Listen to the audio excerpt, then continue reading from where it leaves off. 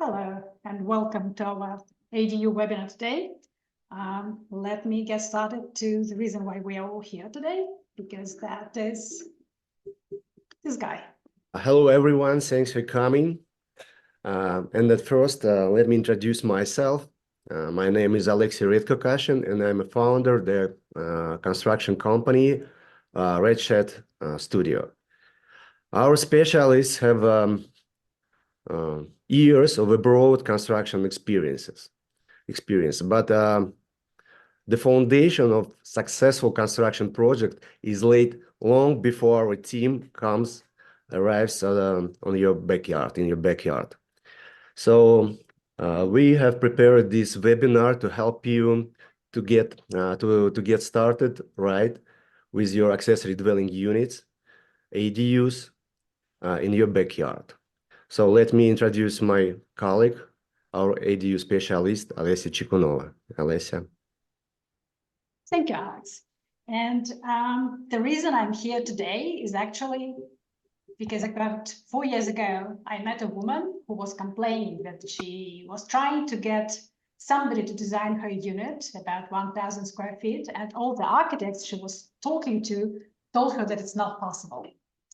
And it sounded very amusing to me because I've personally lived in a 400 square foot space and 300 square foot space, and actually lived with my family with 3 kids in 800 square foot space. So to me, small spaces feel very special. So let's dig in and see what we can do with them here in California. So what we will cover is the basics, how we see the ADUs and how to make it less complicated for you to build your own ADU. And that's my second goal, actually, to empower you to take on your own projects. Do not be afraid. We've got your back. So what is an ADU? We have known it as granny units, as in-law units. And now they are often called backyard homes. The legal name in California is accessory dwelling unit. Some people still call it additional dwelling unit. And since the first legislation started rolling in, mentioning ADUs as a housing option, they have truly exploded across the Bay Area and across the CA. Actually, LA County is leading. I think out of the, I don't want to waste your time with numbers, but in 2022, 24,000 units were permitted in California. So why would you build an ADU? I love the ADU for their flexibility. They truly let you choose your lifestyle. They give you freedom to make decisions on how you want to live. So some people build it as a space for the family. Some people build it as a home office. Some people build it for what the Redshed here calls entertainment space. But you can look at it as a wellness, as a sauna, as a gym. And there are people who build it for rental income. Sometimes they want to downsize and stay in their homes as long as possible, and they need additional income to support them in retirement. That's also possible with ADU. And all of the above actually adds to the property value. It's amazing how thankful ADUs are as far as property investments go. Types. Obviously, first thought everybody has is detached, but we also can do attached ADUs, and we also can do conversions. As I've mentioned already, garage conversions are very popular in LA. But there are also attic conversions, there are basement conversions, and actually any space that you're not using in your house can be converted into the accessory dwelling unit.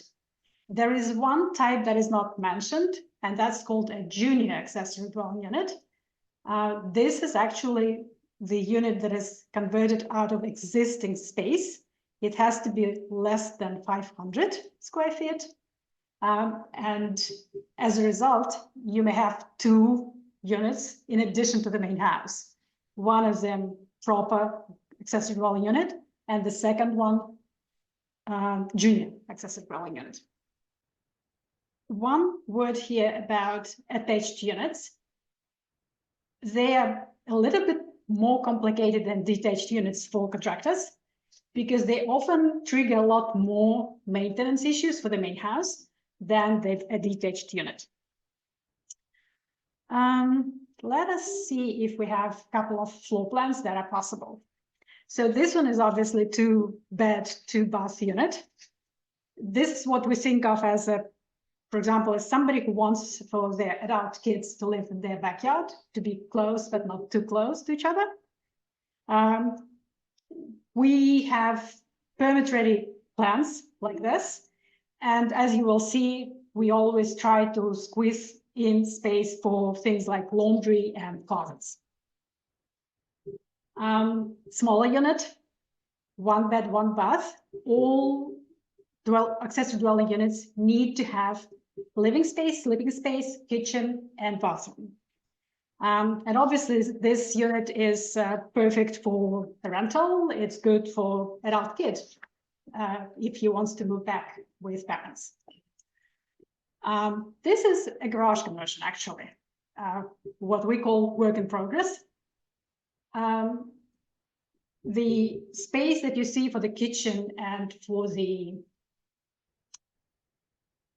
bedroom is actually the existing garage space.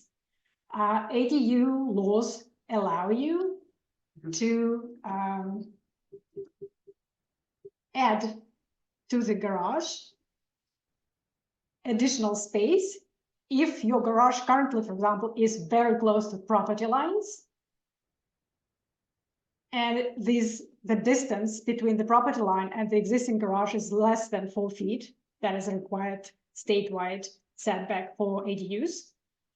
You can still rebuild the garage in the same place and you can add on, but the additional thing has to be with the regular setbacks. So that's why you see this funny shape of the space.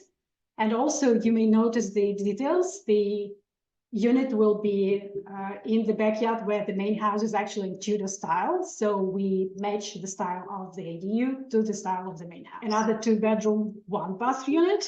Obviously, a great starter home for any family. This one in particular is 750 square feet, which is the limit after which you start paying the impact fees, which can be quite sizable. So usually when we are talking to the client who is on a budget, we have 2 numbers. First, under 500, you get almost no impact fees, and you often don't have to pay even school fees. 750 is another kind of borderline number. Above 750, you're open to all sorts of impact fees, starting with school fees. What else? Value. I mean, we cannot talk here about the emotional value of ADU to everybody who is building it. We can talk about how much value it brings to your property, because this is the great way to build equity. And here I have to make a small remark about who is appraising the property to understand how much value it adds. And believe it or not, there are not only ADU academies for ADU specialists like me, there is also a special training course for appraisers, because also for them, it's a new thing in the appraisal world. So an educated appraiser will actually appraise the price of a square foot of your ADU for a higher value than your main house. Because the educated appraiser will understand that actually the concentrated value, because it's a smaller space usually than the main house, the concentrated value of kitchens and bathroom and ADU gets you more overall value than you get in the main house. So what we often see is that if you spend, I don't know, 500 per square foot on construction, but the value of housing in your area is 900. So you have this additional 400 of added equity as soon as you pass the final building inspection. And as I've mentioned, every ADU must have kitchen, bathroom, and space for living and sleeping. Overall requirements for setbacks is 4 feet, both for rear and for side setbacks. The beauty of ADU is that there are clear statewide laws that the cities and counties have to abide by. And also, when you think about it, when they say 4 feet setback, imagine there are cities where if you were to build an addition on an accessory structure, you would have to be like 15 feet away from the property line, or even 25 in some cases. ADU has 4 feet. Imagine the amount of space you can use. Costs. We are a Bay Area company, so those of you from LA, you are lucky. Your costs are so much less. But what I like to talk about is that every line item in ADU budget matters. And the biggest cost drivers are actually in your backyard. They're the site conditions and utilities. The square footage is a tricky thing with ADUs, because the less ADU is, the more expensive a square foot will be. Because, as I've mentioned, the bathrooms and kitchens, the most expensive spaces in any house, are concentrated on a smaller footprint. And then some people say that you have to mind the finishes that you select, but actually it's about 5% of the total budget. Yes, you can go wild, but I don't know, how wild can you go on a countertop? So what Alex was saying, that it's important to start paying attention to costs even before you go to engineering. So your costs are actually predetermined during the design phase, then added on during engineering. And then when we get plan check comments, that's another trigger that can sometimes add costs to your overall construction budget. Financing. That's an interesting topic. And there are 2 things I have to say about it. First of all, everybody is using a mix of different financing products. It's very individual, and you will be amazed how many different options there are now. Like 3 years ago, there were almost no options for people with green cards or for those who are working as freelancers.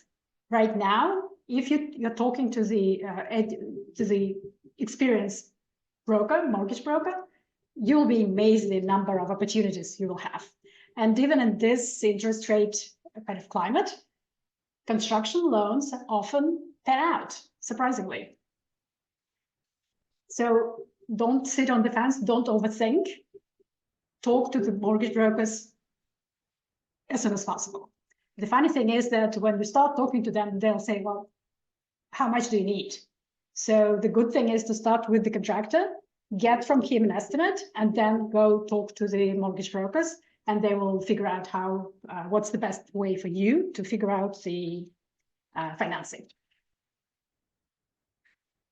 The process. So people often think that construction takes the longest. What we find is actually that we often spend as much time pre-construction than in construction. And as an example, we have started a unit in November. We've received the permit, obviously, before November and spent probably 5 months doing it. So we started foundation in November. Today, we're picking handles for the kitchen because the kitchen arrives and is getting installed next week. So construction is not the hardest part. The hardest part is actually pre-construction. As I have mentioned already, for us, the process starts in your backyard from day one, because even if we can do a virtual site assessment, and we do this all the time, but not everything can be seen from Google Earth, unfortunately. So it still helps to come out and have somebody look at the backyard and the state of utilities so that you get a realistic estimate before you do anything else. Because there is nothing worse than getting a change order in the middle of the project. And this is what lets us actually jumpstart your project, because after the site visit, we have all the information we need to start the design and site plans and everything that goes into the plan set documentation for the cities.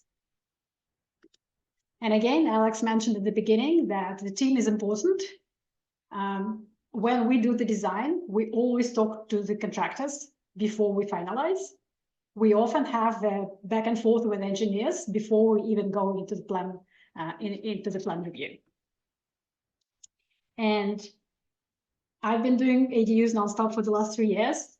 In 95% of cases, we will have comments from the cities or counties. And it's important how your team responds to them, because as I've mentioned, it can also impact your budgets. So when I was going through the floor plans, I have already mentioned it, but something like this could have been built and have been built in the Bay Area 3 years ago for something like 160,000. The lady is renting it out, and by my calculation, she will get return on her original investment in about 6 years. Today, with all the costs and supply issues, etc., it costs more, but still it's possible to get a return on investment in about 7 or 8 years. This is something that works as a home office / guest house. And again, a good example, because even if this particular case was about 800 per square foot, the cost of a square foot in the area is 1,200. So again, a lot of equity built in as soon as the construction is done. And finally, as an example, ADU is also a small house, so it can easily be a starter home for a younger family. And with parents living in the main house, it's what we call multi-generational compound right there. So I've talked about how important it is to get the right team. It's important to get the team that knows how to, communicate with each other.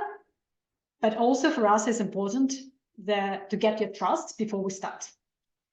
And as an example, I applied for a permit in Auckland back in November 22. December 22, Auckland gets hacked. So all the documentation is wiped out. So all of us have to wait, like all people who applied for ADUs in Auckland at that point have to wait for the systems to go up again, to reapply, and then watch when the city kind of gets up to speed with the permits. We get approval. So it's sitting in the portal that your ADU is approved, and then nothing happens. So for the homeowner who doesn't understand what's happening in the background, it's important to trust their design or permit expedited, that they're on it, they're watching it. So instead of getting the permit issued, we suddenly get a comment from the plan check for the plan check technician that she has missed something in the previous stage. So by that time, you can understand even I am tired of getting the permit, because it's close to 9 months. And I read the zoning code closer than I usually do, and find a little clause there that there is a way for them to approve even with that comment. And then I remember that also we have a state law that says that the cities do not have to follow the state law if they want to do something more than the state law asks for. So the cities always have the ability to, to go a step forward and help us build the housing that is so badly needed. So we've got an offer, unfortunately, for the Bay Area clients only right now. But if we have someone from the Bay Area, we'll be happy to arrange the site visit. And as I mentioned, the Redshed Studio is offering a special promotion today. So for those in the Bay Area, we've got the opportunity to have the site assessment service at a discount. And always happy to answer any questions that you will have. Thank you for listening to me so patiently.